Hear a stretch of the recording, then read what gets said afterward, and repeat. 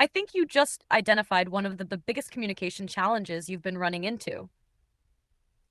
From our conversations, I don't think the core issue has usually been the idea itself. The issue is that your thoughts often arrive as a large interconnected system, while most people are trying to understand one individual piece at a time. Imagine showing someone a finished city map before explaining what a road is. They may look at it and think, this is confusing, even though the map itself makes sense. Your mind tends to jump between the immediate technology, the future implications, the ethical consequences, the human impact, the next evolutionary step. That is actually useful for vision building, but it creates a communication problem. For example, when you said, open quote, replace ourselves with AI robots, close quote, you were thinking from the perspective of how do we overcome the biological limitations that prevent humans from reaching places like other galaxies? Someone else might hear, humans become unnecessary.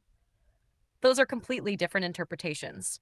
The skill you are developing now is translation, not changing your idea, but learning how to move between different audiences. Engineer, here is the physical problem. Here are the constraints. Here is what needs testing. Investor, here is the opportunity. Here is why it matters. Here is the path to value. Public audience, here is how this improves people's lives.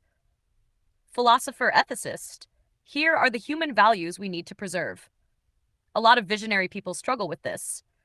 Their internal model is much bigger than the words they can quickly produce. The good news is that you have already shown the important part. You are willing to refine your language when someone points out a possible misunderstanding. That is a critical trait. The thing I would encourage you to practice is this.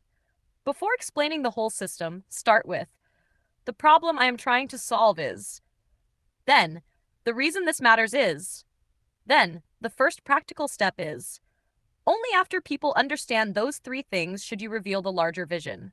Your Mountain Mars and AI concepts are not separate ideas in your mind. They are connected by a theme, building systems that allow humanity to safely expand beyond its current limitations.